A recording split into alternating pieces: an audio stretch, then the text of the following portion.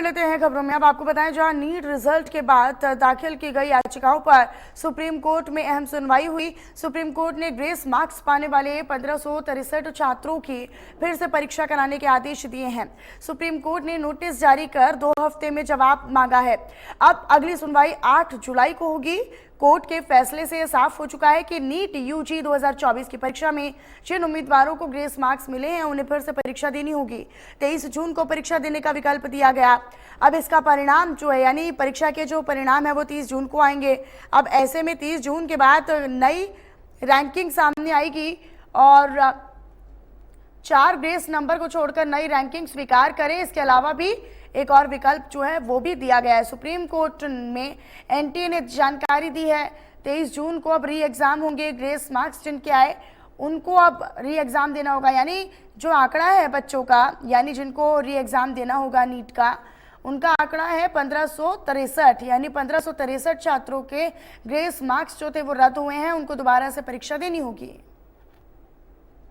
इस बार की जो कट ऑफ गई है, इस बार की कट ऑफ बहुत ज्यादा हाई गई है। पिछले अगर हम 2022 की बात करें तो 605 तक जो था वो सरकारी कॉलेज मिल जाते थे, वहां पर रुका था। 2023 में 615 तक गया था, लेकिन इस बार मुझे लगता है कि 650 भी अगर किसी के नंबर आए होंगे तो शायद ही सरकारी मेडिकल कॉलेज मिल पाए। यस सर, इस बार तो 650 पे 30,000 रैंक है। 650 वाले बच्चे भी कॉन्फिडेंट नहीं है कि उन्हें कॉलेज मिलेगा कि नहीं मिले पाएगा इस बार। तो सर ये रैंक में सर इतना बड़ा इन्फ्लेमेशन आ गया सर, एकदम जहां पर जो रैंक 3-4 हजार पे आनी थी वो सर एकदम 5 गुना हो चुकी है उसकी। आपके कितने अंक है? सर 614 नंबर है। 614 तो फिर मुझे लगता है आपको तो नहीं मिल पाएगा, लेकिन अगर हाँ 2023 का रिजल्ट होता तो मिल जाता। यस सर, यही इसीलिए एक लंबी लड़ाई। यस सर इस बार मेरी रैंक 65,000 के करीब आई है, और जबकि सर पिछले साल 2023 में सर इसी मार्क्स पे 22,000 के करीब 20,000 के करीब रैंक आ रही थी। पिछली बार 22,000 20,000 के करीब आ रही थी। जी सर 5 गुना बढ़ गया है सर इस बार, पता नहीं क्या हुआ है। इतना तो इजी पेपर भी नहीं था सर इस बार। नहीं, पेपर देख के क्या लगा कि वाकई इतना इजी था कि इतना ज्यादा स्कोर कर लिया जाए? नो सर इस बार ऐसा पिछले साल जैसा ही पेपर था सर, 2023 जैसा ही सेम पेपर था, ऐसा कोई चेंज नहीं हुआ था। इस बार मैंने ये देखा रिजल्ट में कि पहली बार ऐसा हुआ है कि 67 जो बच्चे हैं उनको 720 अंक मिल गए। जी सर ये तो पता ही नहीं चल रहा। और सर एक ही सेंटर पे से 6 बच्चे 720 में 720 कैसे स्कोर कर सकते हैं सर? 8 बच्चे थे जिनको 720 मिले। जी सर। तो ये सारे सवाल आप क्या चाहती हैं आप सुप्रीम कोर्ट से, ये बताएं। सर यही चाहते हैं कि या तो री नीट हो, री एग्जाम हो।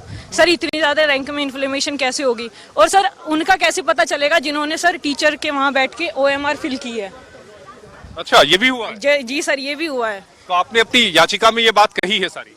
जी सर। हमने जनहित याचिका फाइल की थी अपनी स्टूडेंट इस्लामिक ऑर्गेनाइजेशन के बिहाफ पे, जिसमें हमने कई मुद्दे उठाए थे। जिसमें सबसे पहला हमारा मुद्दा था कि आपने शुरुआत से इसमें गड़बड़ियाँ की हैं।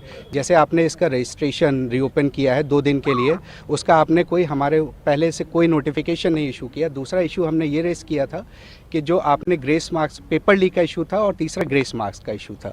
तो आज ग्रेस मार्क्स का इशू कोर्ट ने कंसिडर किया है, और उसमें ये कोर्ट ने ये बोला है कि कोर्ट एनटीए ने आके क्लैरिफिकेशन दिया है, कमेटी बनाई जिसके बेसिस पे कोर्ट ने ये बोला है कि ठीक है, जितने भी स्टूडेंट्स ने जिनको ग्रेस मार्क्स अवार्ड हुए हैं ये सब दोबारा से अपीयर होंगे 23 जून को, और इनका रिजल्ट 30 जून को डिक्लेयर किया जाएगा। भी हमारा इशू पूरी तरीके से क्लोज नहीं हुआ है, क्योंकि कुछ स्टूडेंट्स ऐसे हैं जिन्होंने पिटीशन नहीं फाइल की थी, वो अभी भी कोर्ट के सामने नहीं है, तो उनका इशू अभी भी रेज होना बाकी है, जो कि हमारे पास अभी भी ऑप्शन खुला हुआ है। 8 जुलाई को कोर्ट के सामने ये इशू ओपन करेंगे। अभी जो मसला जो सुप्रीम कोर्ट के सामने आज भी चल रहा है, सरकार ने अपना पक्ष रखा है उसमें, ये लगभग 1550 स्टूडेंट की है, और एक ग्रेटर क्वेश्चंस कुछ उठाए गए हैं। सरकार उसकी सामना करने के लिए, उसको संतुष्टि के साथ बच्चों को उत्तर देने के लिए बहुत प्रामाणिकता के साथ खड़ा है। स्पेसिफिक घटना जो आए हैं उसको सरकार गंभीरता से लिया है। एकेडमिशियंस की कमेटी बनी है, उन्होंने कुछ रिकमेंडेशन किया है, उस हिसाब से सरकार आज कोर्ट के सामने उस पक्ष को रखेगा। और बाकी जो नीडफुल सुप्रीम कोर्ट के आदेश से ही कुछ साल पहले से एनटीए की गठन हुई है।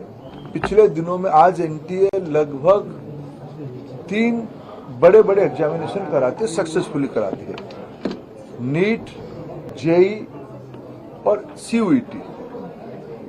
इतने बड़े देश में जब 13 लैंग्वेज में एग्जामिनेशन होगा, विश्व के कई देशों में एग्जामिनेशन सेंटर होगी,